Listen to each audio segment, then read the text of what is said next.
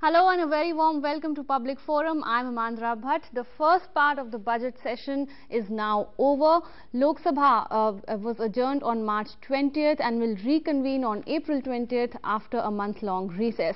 Lok Sabha passed a total of 14 bills, including the Land Acquisition Bill, the Insurance Bill, the Mines and Minerals Bill and many others, making it the most productive session of Parliament in a decade or so. Today in Public Forum, we discuss the outcome of the budget session and its implications.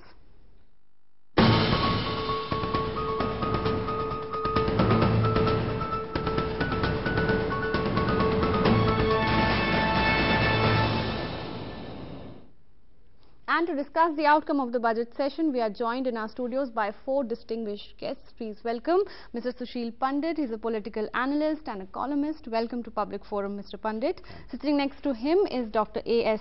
Narang. He's a professor of political science with IGNOU. Welcome to Public Forum, Dr. Narang. Sitting next to him is Sanjay Kapoor, senior journalist, editor, Hard News. Welcome to Public Forum, Mr. Kapoor. And we're also joined by Priyanka Rao. She's a senior analyst with PRS Legislative Research. Welcome to Public Forum, Priyanka. Mr. Pandit, I'd like to begin with you. Now, first things first, Lok Sabha giving a peak performance, disruptions coming down drastically. What do you think? Well, it's a welcome sign. We have a functional Lok Sabha, a productive Lok Sabha. Much of it is also because of very confident Treasury bench, good numbers, and a very resolute handling of the business. A very demoralized opposition, very fragmented, virtually directionless, in a bit of a drift. And I think good management, good floor management, very, very focused floor management. And if you look at the amount of legislative business transacted, it promises to be a very good session going ahead. We still have a lot to happen. Being a budget session, the highlight obviously was budget. Yes. But I feel there were other issues which got very nicely flagged. Prime Minister, who generally doesn't intervene impromptu, had at least two occasions to come on board and air his views, share his concerns. And that was one of the highlights of the last 3 weeks or so. All right, Professor Narang, what do you think? Lok Sabha giving a very good performance, a good start to the budget session? See, I'll take it in a broader perspective.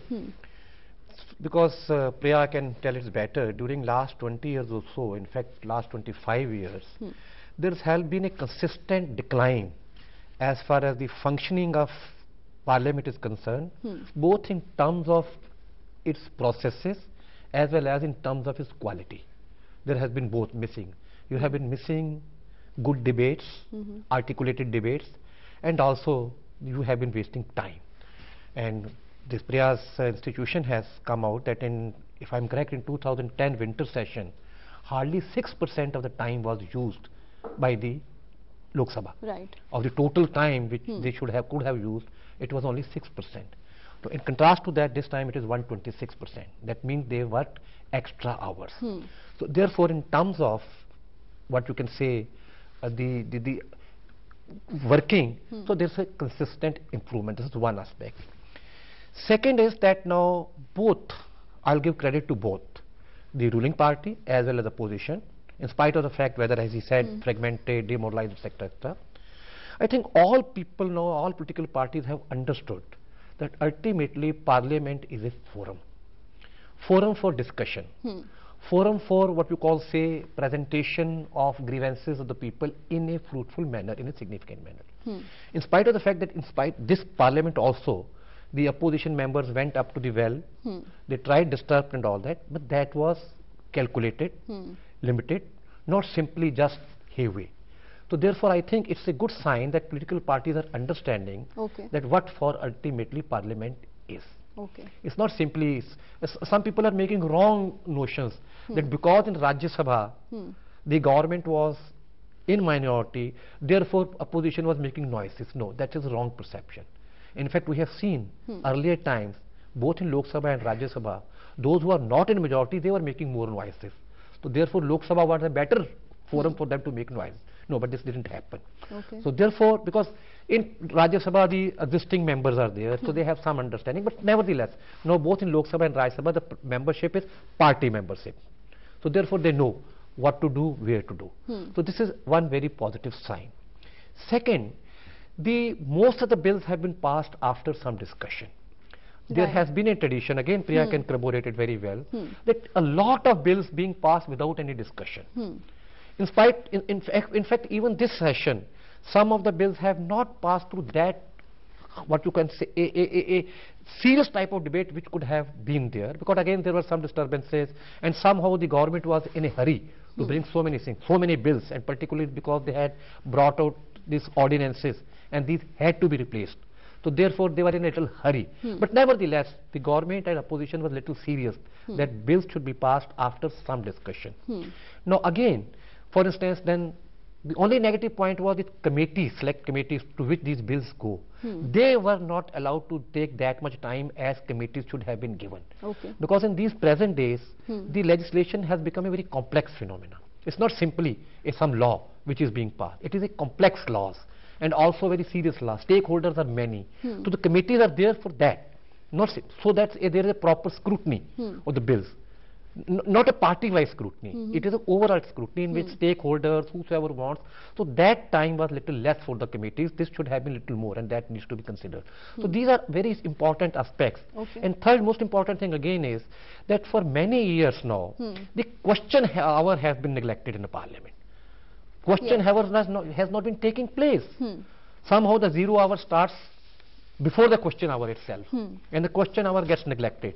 So this time again, the question hour worked more than 80%, both in both houses. Okay. Because in a parliamentary democracy, question hour is the manner where executive is responsible to the representatives of people on a regular basis. That is what question hour is. Right. Where even backbenchers can make government accountable. So this is another positive sign this time, where question hour was reasonably given rest time, and members asked questions and government. So therefore, I think these are some of the positive aspects. But still, as I said, that still there is much more which can be improved, which we can discuss later. Okay, there's always room for improvement. Mr. Kapoor, what do you think about this marked improvement in productivity of Parliament? I mean, obviously, for the first time in many years, 30 years, that you have a party which got majority and they have the numbers in Lok Sabha. So it becomes very easy to have your way and have your say. And in Lok Sabha especially, they were able to push through a lot of things that they wanted to. And as fellow panelists had said, the opposition is fragmented, they don't have the numbers. But the truth is that the fragmentation is also a reflection of the change that has taken place in politics. There has been a very manifest paradigm shift in the way people or political parties perceive development. They see what kind of, and even the voters for that matter, how the growth will visit them. So it is in this kind of environment that the BJP with the 285, 288 seats that they had have been able to push a whole lot of things which would not have been possible in the earlier house. Secondly, BJP in the earlier parliament obstructed, and they kind of showed great amount of merit in obstruction. They said that's also a parliamentary duty to obstruct all those bills and all those issues that they don't think would really serve the interests of the people. In this parliament, that kind of obstruction is not so visible, at least in Lok Sabha. All right. And in fact, Finance Minister and the chief, you can say, articulator of the BJP interests, Mr. Arun Jaitley, has been very critical of the Congress that they should not resort to obstructive politics, and they should not come in the way of the gains that will visit the people. But there is a very, very different way Parliament is conducting. The language is very different, especially in Lok Sabha. The same cannot be said in Rajya Sabha, at least, because you have the opposition getting his act together on the land acquisition bill, and the possibility of the land acquisition bill actually running into a wall in Rajya Sabha have been there, and I don't know, maybe they will be forced to. We'll discuss it in greater detail. So you have two different houses conducting in two different ways. Also because of the numbers, there's been a very visible change in the kind of support the BJP has in Lok Sabha compared to what you have in Rajya Sabha. That thing is going to create two different narratives. Would you like to respond to that, Mr. Pandit? Is it because of the way the House is in terms of numbers now? I think that is the most significant difference that this Lok Sabha has. Though no government can survive without numbers, but what to make these numbers is the issue. Till now, it is a coalition which had been making this number, and Treasury benches, even before they tested themselves across the aisle, had to look within whether they have the consensus or not, which is why very often the government would speak in muffled tones that the coalition management also has to be taken into consideration, and not just the policy, the agenda, the manifesto and whatever needs to be done. So very often much was sacrificed at the altar of coalition management, which is neither a problem with this government nor a pretext. Okay. You know, it should, because it has very often been used also as a pretext. So this government has no such pretext at all in terms of pushing its agenda, formulating the policy and going for execution. But at the same time, they have to adopt a different kind of strategy in garnering support, and the Rajya Sabha, they have to be Rajya softer. Sabha is So you cannot have and a government which channel. conducts itself in two different ways. You know. But just Very just quickly, and half I'll a- come to Priyanka. half a minute. See, I think we are giving a little extra importance to numbers. Are very important, Okay. because a stable government is always in a position to take hard decisions. But if you see the what you call the background and history of last few years, it is not because of the lack of numbers that Parliament has failed. Two things are very clear. Just 5 or 6 members from any political party have been able to put the House on anything. Okay. We have seen the case of many cases, say Telangana issue. How many MPs were in favor or against, what the type of situation they created. See, women's bill reservation, all political parties consensus, just one party against that bill, and they created a situation. You There will was- have the women's bill again, you will see the same thing. that's what I'm saying. So the question is not simply of number. The question is of some sort of consensus. Okay. What political class is looking for, what are the ways out, and all those types of situations. Simply majority can just do one thing. In spite of all noises, they can say bill is passed. Ayes have more, or even you press for. So therefore numbers are very important. Okay. But at the same time, what I feel personally is, because of media pressures, because of researches, Oh, because of alright. other things, there is emerging a consciousness among the political Okay, class. that Parliament now is a forum you to have deliberate and not- that and that not disrupt. consensus is Okay. coming almost in all political parties, Not and just overnight, particularly it has not going happened down to over- 44 and all those types of things. Okay. I think we must give credit to that. to You're being all very kind to them. Okay, Mr. Pandit, I'll just come to you, Mr. Kapoor, in just a bit. While I would partially agree with Mr. Singh, the point is, it is not just that the politicians have suddenly become wiser, Not at all. more generous, Not at all. and are willing to concede on the points of national interest. The point is, and it's not just the number that I was talking about. In number, one has to read the nature of the mandate. Sure. You have a very resolute, solid core of this dispensation, which is led by a person who's almost achieved a personal mandate from a huge mass of electorate, and he is leading from the front. It is not an amorphous, amoeba-like coalition which is fluid and soft and can't be defined in its contours. It is not a marriage of convenience across various interest blocks. It is one very clearly defined, very sharply focused leadership which has been given that mandate and which is actually leading the government. Now that is exerting its own influence. That is getting reflected in legislative business, that is getting reflected in policy formation, that is getting reflected in even the communication with the mass and the media. Okay, well, since we're talking about numbers, I think Priyanka would be able to shed light on what the numbers tell us exactly, and tell us how do you arrive at these figures. 123.45%. I'm quoting the Parliamentary Affairs Minister here. 123.45% of the time Lok Sabha working, sitting beyond scheduled business hours on 11 days. Right. So permit me to add to that. So Rajya Sabha, Sure. for example, I remember there was a large amount of discussion last session that Rajya Sabha productivities were low. A lot of time was lost to disruptions. This time around, we've seen that it's worked for over 100% of its time. And like sir was mentioning, even in question hour, I think it's been 88% and 98% in each house. So productivity has been high. They have, we even saw that they sat for much later in the day. 2 days ago, we saw that when the discussion on mines was happening, they sat for much longer. One thing I would like to flag, however, is that while productivity is doing great, what we also need to focus on is, again, legislative process, the manner in which bills are being discussed and passed.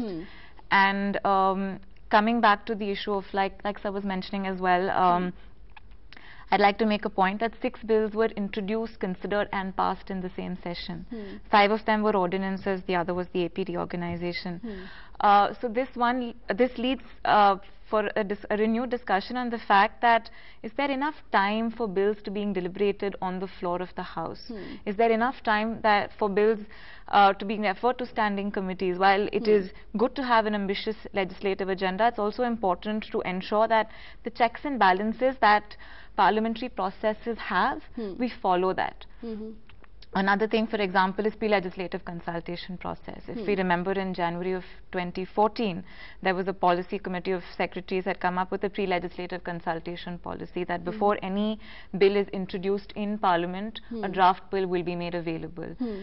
In addition to that, after introduction of the bill, sending it to the standing committee, like sir again was making a mention with coal and mines, both bills, it is understood that there was a certain urgency, but we noticed, for example, that MPs raised concerns that there wasn't enough time for deliberation. It was introduced on the 11th of March in Rajya Sabha, and reports were I think on 18th of March they were asked to submit. So is there enough time for deliberation? Is there enough time to meet with stakeholders? So and also the issue of ordinances. Maybe we can talk about that later, the practice of ordinances. Okay, some very pertinent questions you've raised there. We'll try and find answers to them in just a bit. We have to take a break in the program. Stay with us. We'll be right back. Okay, Priyanka, I'll continue with you. Now let's focus on question hour for a bit. You know, over the years, question hour has become a casualty to disruptions in the House, as Professor Narang also mentioned. In fact, the whole of last decade saw a steady decline in the number of questions being answered orally on the floor of the House. Although an attempt was made a few years back to shift question hour to 2 p.m., but it was discontinued. What do the numbers tell us about this particular session when it comes to question hour? The numbers tell us that this particular session, question hour, has been fairly productive. Lok Sabha, it was about 88%, and in Rajya Sabha, it was 98%. I remember there was a discussion that last session, Rajya Sabha question hour wasn't very productive, but it's showing 98% productivity this time around. And if you, I'm sure you remember that last time around, the timing was moved again from 11 a.m. to 12 noon to 12 noon to 1 p.m. this time around. It's obviously, there's no way one can tell if that has been the reason or not, but it's interesting to note that that has happened in the following session. There has been an increase, both in terms of productivity and in question hour itself. And changing the time, does it work? I think I'm not in a place to answer that. My guess is as good as yours. There is no direct correlation that one can see. Okay, would you like to add something here, Professor? In terms of this change of time, this experiment was done earlier also. That's right. This was done only in the Rajya Sabha, not in the Lok Sabha mandate. But it has not made any difference. The question is, at what stage you talk of 0 hour? So now people have started 0 hour right in the beginning itself. So whether question hour, end of the question hour is 0 hour, before the question hour is 0 hour, so that's the least important. More important questions are that this question hour has 3 aspects. One is number of questions, not only hour, number of questions. Generally the starred questions, question hour takes only starred questions, that means which has to be answered orally. There are unstarred questions for which answer is given in writing. So that is done in writing in any case. The starred questions generally are 20 questions are listed on a particular day. The question is how many questions are taken up. There have been situations, not 1, not 2, but I don't know exactly, Priya will be telling, but still how many numbers. So this is one aspect. Secondly, how these questions are taken note of. Now this is again how responsibility minister has answered that question, and then how supplementary have been asked. Because question hour also gives you a chance to put supplementary questions, not only by the person who has asked questions, but other members also. Therefore, I'm saying this is one of the best opportunities, not only India, wherever parliamentary democracy is concerned. This is what they call is a continuous accountability of the executive to the representative of the people. So that is second important question, that how serious ministers take this question, or simply the question is to be answered, one answers non-serious manner, this has happened, this has happened, but question is how serious it is and how good supplementaries this raise. That is second aspect of the question. Third is, in few last Lok Sabhas, there is again record, Priyanka may have record, not at this time, there were situations where the person who have given their names, they were not present to ask a question. Such a serious matter. That means, and fourthly, there again have been situations in parliament which has been checked up, the motivated questions, that members of parliamentary putting questions motivated, either taking money or other cash for questions. Cash for questions. So these are all very serious issues.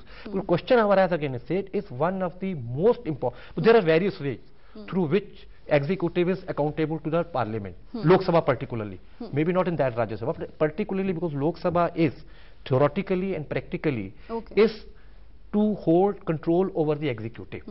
And it is again through question hours, half an hour questions are generated, short-term discussions are generated. All these are mechanisms.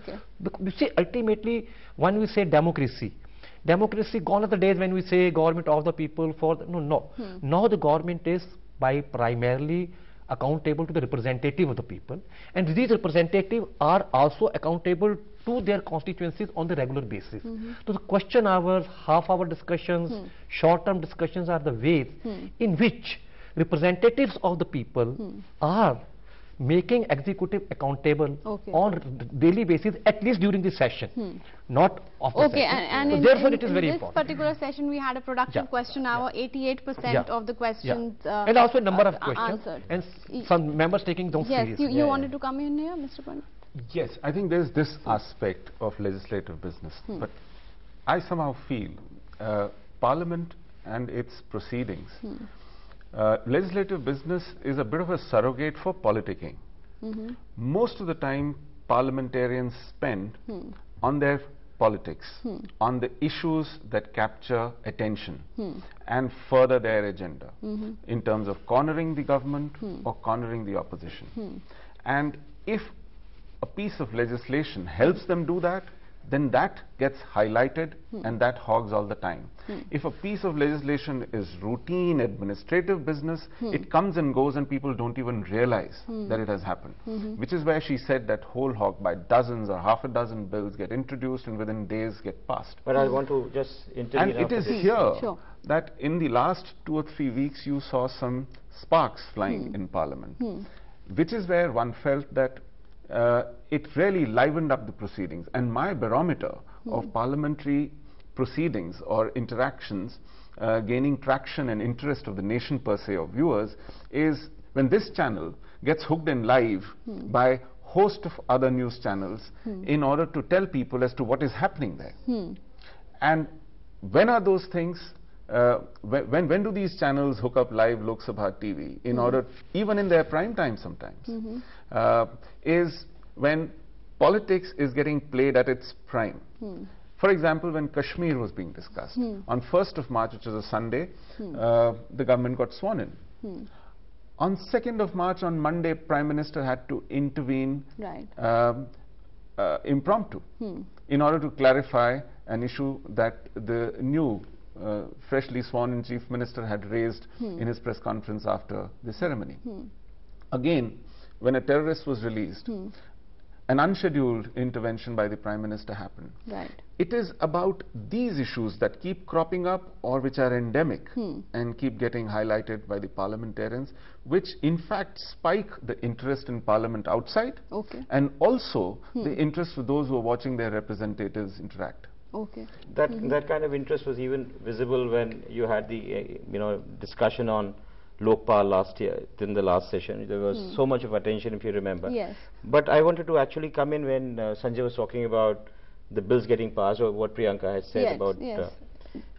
My experience has been that when it comes to bills which have implications on corporate houses, money bags, lobbyists, they go in very fast.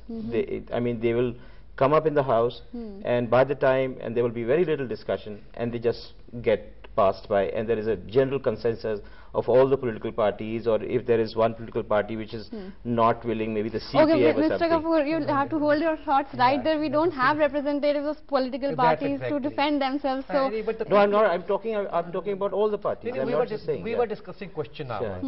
And No, not question hour. No, her question basically was on question yes, hour. but okay, not talking about But how bills are being passed, whether we are passing them with adequate deliberation and discussion, or they are being passed in haste. Okay, Mr. Pandit, where do you weigh in on this issue? Bills being passed in haste.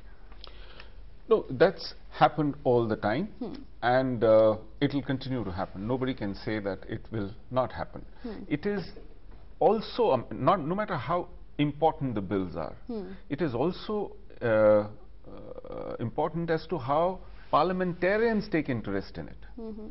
If it doesn't fit into their framework, their agenda, their ability to grab eyeballs through the Lok Sabha television of their constituents, then you will find benches empty when most important legislative business is getting transacted.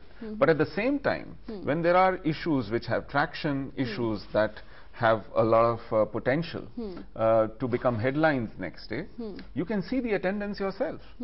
So while the stated agenda of Parliament is legislative business, the stated agenda of Parliament is a forum where government is held accountable, it essentially is the highest forum where you see politics getting played out. To make, because you know, we saw at the time of a discussion on the agrarian situation in the country, members stood up for the farmers. There was exactly, good because they attendance in the House. For the first time in the last 9 to 10 months, opposition has smelt blood.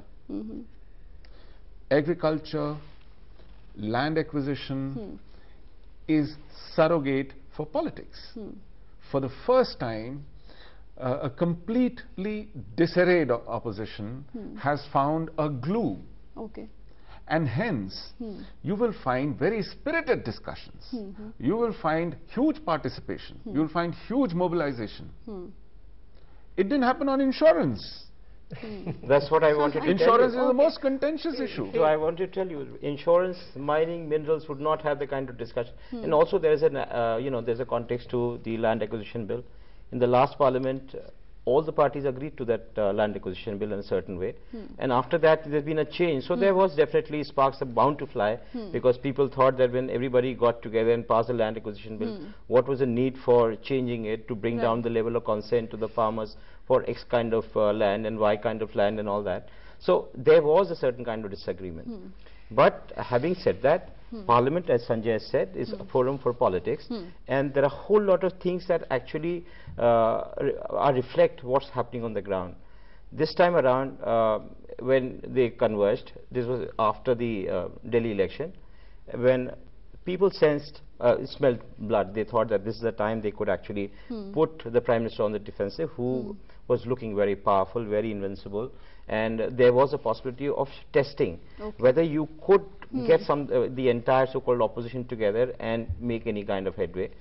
And at least on the land acquisition bill, they were able to get their act together. They started walking up the Raisina Hill to the Rashtrapati Bhavan and did all that. But still early days, because you must realize that the government has been able to break the opposition on at least 2-3 bills, on the mining bill, on insurance, and they have been able to figure out that it's possible to wean away these small regional parties, very similar to what the UPA was doing earlier, and somehow ensure that they are managed to have their sway in Rajya Sabha, the certain amount of floor management, which happens not just with what you will do inside the House, but what kind of deal or how you work with them even outside the Parliament.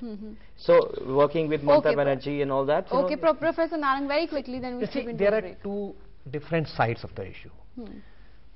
Parliament is a forum of politics, nothing wrong in that. Why we are taking in a pejorative sense? No, no. Ultimately, politics is what?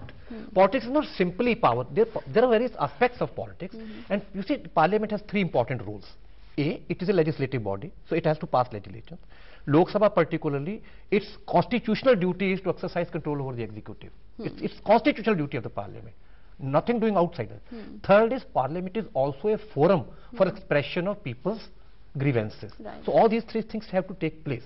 But important question is in terms of ideologies of different types of situations. Now in this country as in today, there is a general consensus, as he was mentioning.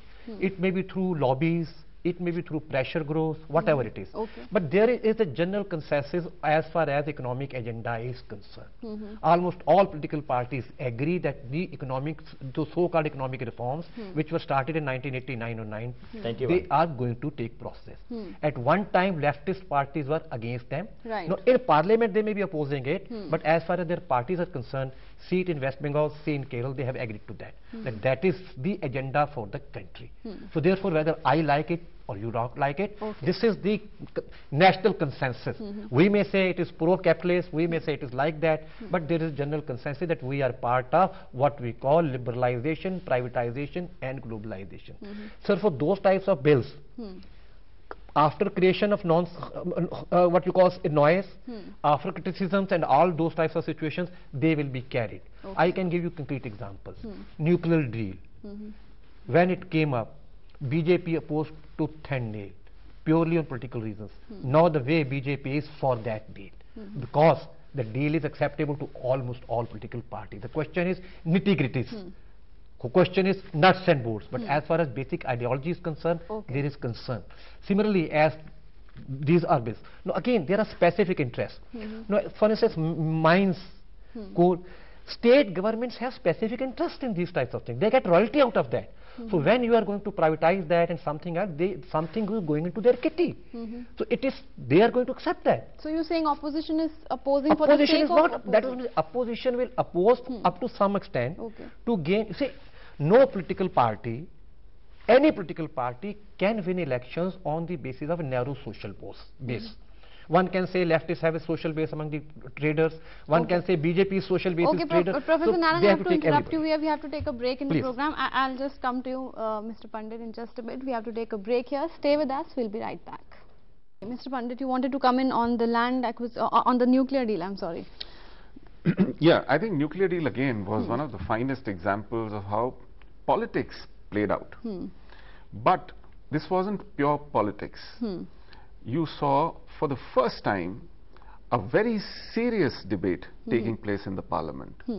For the first time, people at large who had not much appreciation or information or knowledge about the finer aspects of this issue, learnt a great deal because of the hard work put in by Arun Shourie from the opposition benches.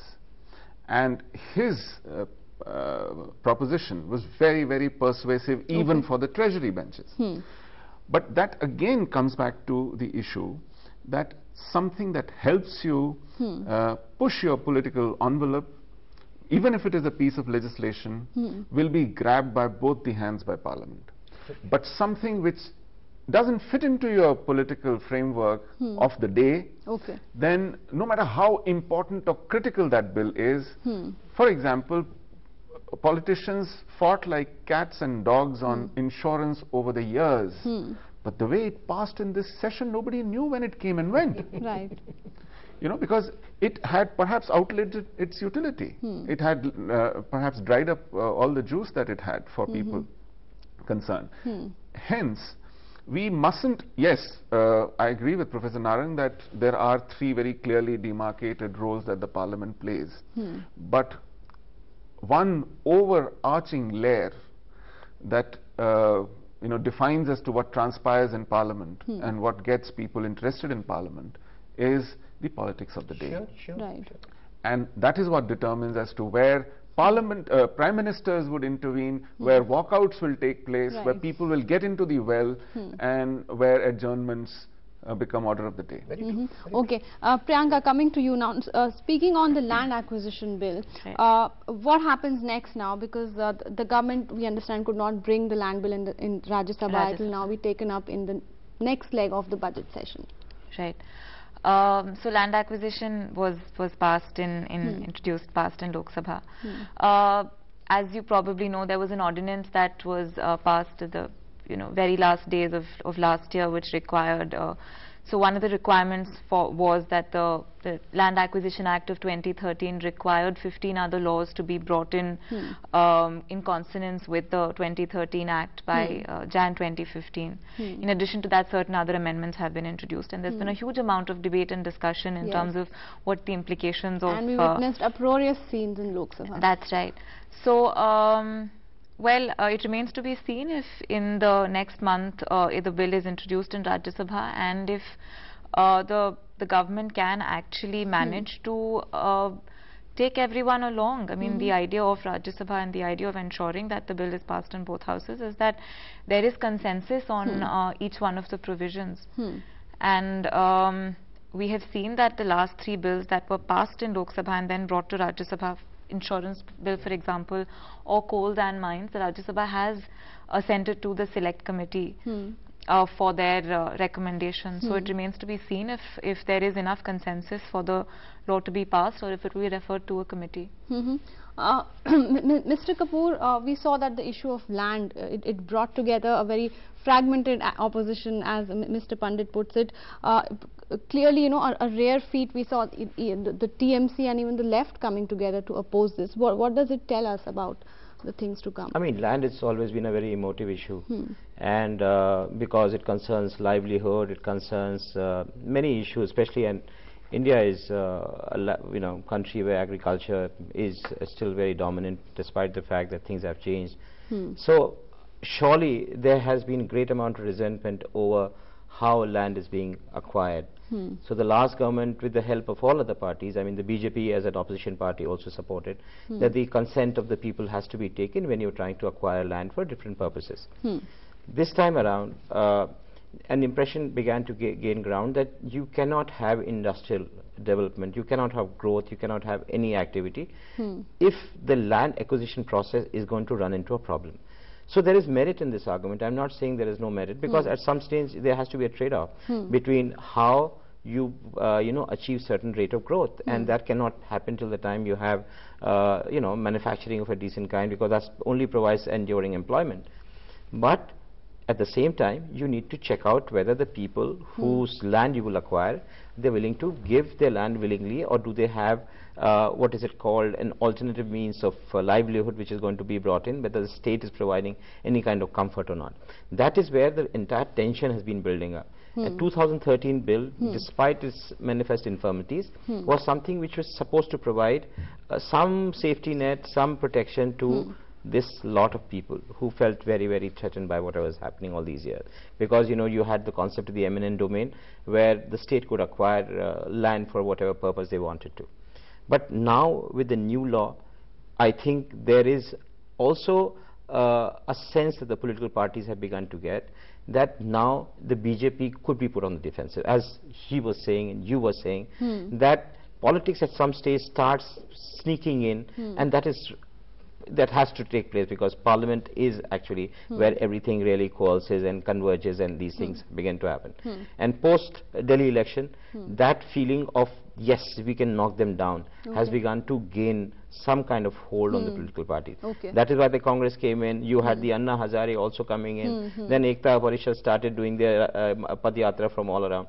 So the feeling was that there is something not right about the way the bill has been amended from 2013 to 2014, and the farmers have a reason to be angry. And I've also talked with farmers, and they think we're going to resist tooth and nail, because you cannot have multi-land where you have multi-cropping taken away for something which is very, very dodgy. And they gave also the example of the fact that you have a very failed SEZ policies of the UPA, where 40,000 hectares, as stated by the CAJ, is lying waste. So what they are saying, if NDA is interested, first of all get down to taking that over and handing it over to a business house or a corporate house which wants to do business.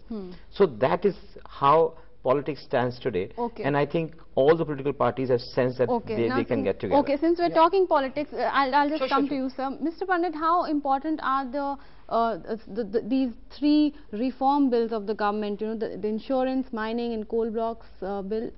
Economically, they are very important, but politically, critical. Yes. Critical, yes, and they seem to be getting their way with them. Irrespective of who's taking a walk to Rashtrapati Bhavan outside the parliament, when they come back to vote, chances are government is able to persuade them, and that is a delightful contradiction within the parliamentary proceedings that you get to see. So, but government, it seems, is determined to get their way on these pieces of legislation, and they seem to be getting their way. Professor Narang? As I earlier said, but there's a consensus as far as economic policies are concerned. Only problem is this land acquisition.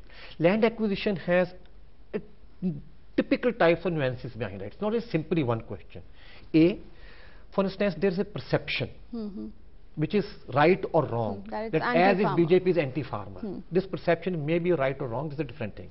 But only thing, during last elections, BJP made quite a significant inroads in the rural areas. So therefore, BJP will never like that inroad goes wasted. So therefore, they will not be in such a hurry to get that bill passed hook or crook. They will be taken. Secondly, within farming class, again there are different. This is as if it is being made as if farming class is in a homogeneous class. It is not. It is in a heterogeneous class in terms of the levels. There are rich farmers, there are middle farmers, there are poor farmers. Again, this farming class is also linked with caste system. There are OBCs within farmers, there are so-called Dalits within the farmers. So the question is how you mobilize different sections. What is being done is, presently opposition has been able to create some sort of homogenization, as if all these classes and all these castes are one. And therefore any class or any caste goes against BJP, it is a gain to them. So therefore this is going to create a very significant political, what you call, a question for BJP. How to tackle this issue? There is a general saying that they will go for a joint session. I have a feeling they will not go.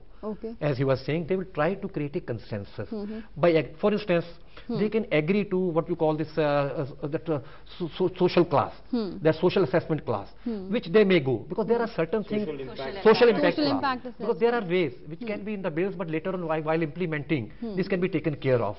Who's going to make that impact, how that is going to make impact, all those types of situations can be taken care of. So there can be an agreement on that. Similarly, as I said, that Congress had to do this land act under certain pressures.